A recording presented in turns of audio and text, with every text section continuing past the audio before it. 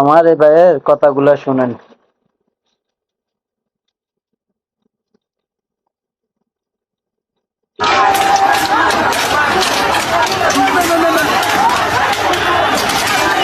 ভৈরববাসী এটা কি করলেন আপনারা?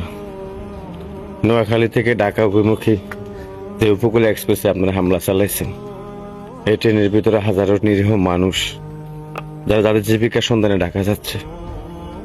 কেন এই বর্বরিত হামলা?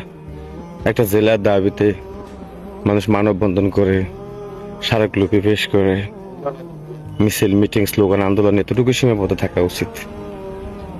একটা ট্রেনের উপরে এইভাবে হামলাটা করছেন, অনেকগুলো মানুষ আহত হয়েছে। আজকে এই ট্রেনে আপনার ভাই, আপনার বোন, আপনার কোনো আত্মীয় থাকতে পারতো। এটা কি ধরনের দাবি আদায়ের আপনাদের আন্দোলন আমার মাথায় ধরে না। আমরা নোয়াখালীবাসী বিভাগীয় আন্দোলন আজকে 18-19 বছর ধরে কখনো এরকম বর্বরচিত করিনি। ট্রেন আমাদের এখানেও আছে, ঢাকা চট্টগ্রাম হাইওয়ে এক্সপ্রেস আমাদের এখান দিয়েও আছে। আন্দোলন এমন হয় না। আপনার কার থেকে শিখতেছেন? কে শিখেছে আপনাদেরকে?